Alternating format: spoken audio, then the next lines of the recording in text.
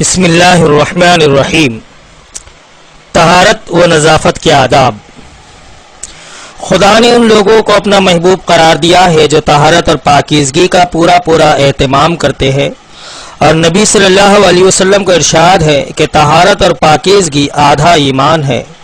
یعنی آدھا ایمان تو یہ ہے کہ آدمی روح کو پاک و صاف رکھے، اور آدھا ایمان یہ ہے کہ آدمی جسم کی صفائی اور پاکی کا خیال رکھے۔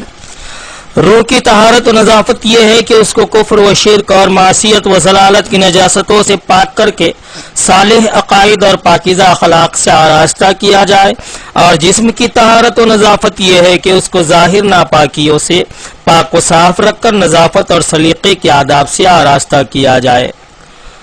سو کر اٹھنے کے بعد ہاتھ دھوئے بغیر پانی کے برتن میں ہاتھ نہ ڈالیے، کیا معلوم سوتے میں آپ کا ہاتھ کہاں پڑا ہو۔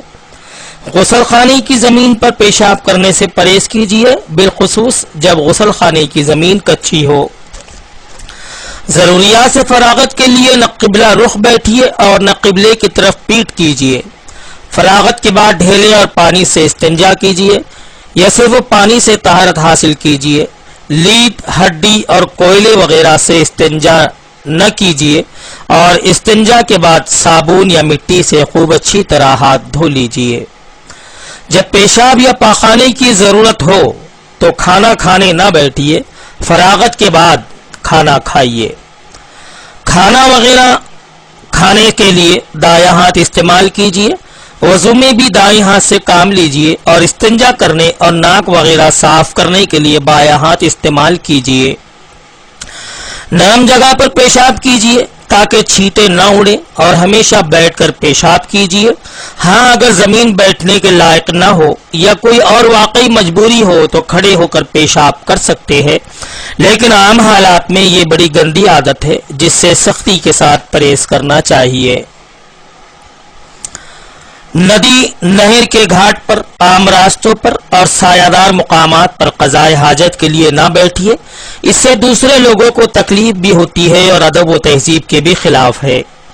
جب پاخانہ جانا ہو تو جوتا پہن کر اور سر کو ٹوپی وغیرہ سے ڈھانپ کر جائیے، اور جاتے وقت یہ دعا پڑھیے: اللہم انی اعوذ بک من الخبث والخبائث۔ خدایا تیری پناہ چاہتا ہوں شیطانوں سے، ان شیطانوں سے بھی جو مذکر ہے اور ان سے بھی جو مؤنث ہے۔ اور جب پیشاب یا پاخانے سے باہر آئے تو یہ دعا پڑھے: الحمدللہ الذی اذھب عنی الاذی وعافانی۔ خدا کا شکر ہے جس نے مجھ سے تکلیف دور فرمائی اور مجھے عافیت بخشی۔ ناک صاف کرنے یا بلغم تھوکنے کے لیے احتیاط کے ساتھ اگلدان استعمال کیجیے، یا لوگوں کی نگاہ سے بچ کر اپنی ضروریات پوری کیجیے۔ بار بار ناک میں انگلی ڈالنے اور ناک کی گندگی نکالنے سے پرہیز کیجیے۔ اگر ناک صاف کرنے کی ضرورت ہو تو لوگوں کی نگاہ سے بچ کر اچھی طرح اطمینان سے صفائی کر لیجیے۔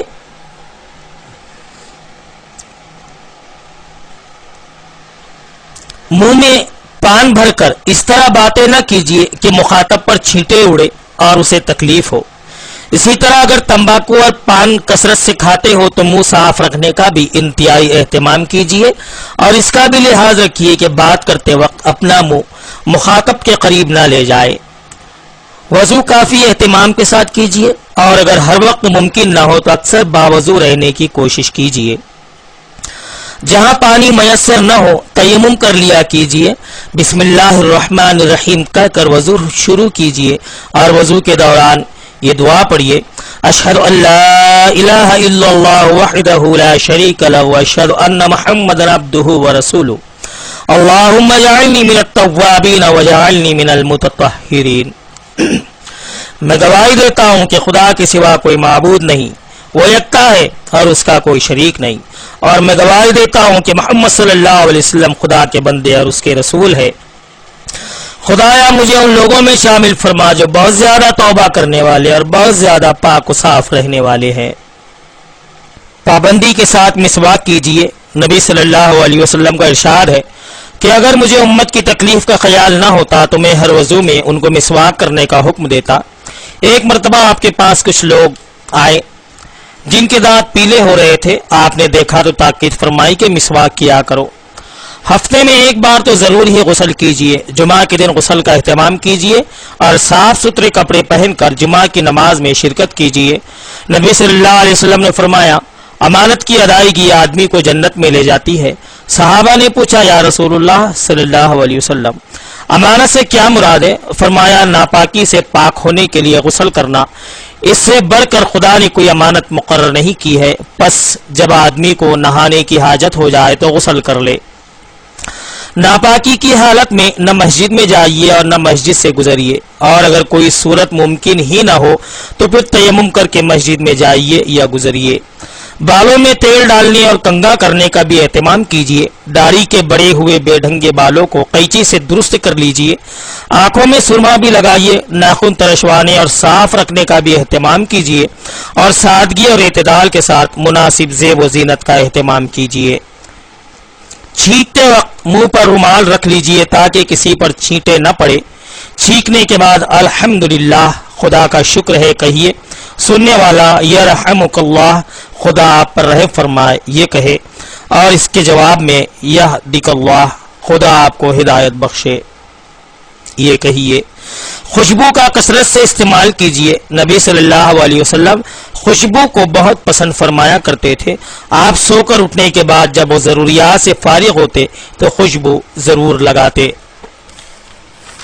یہ ہے طہارت و نظافت کے آداب۔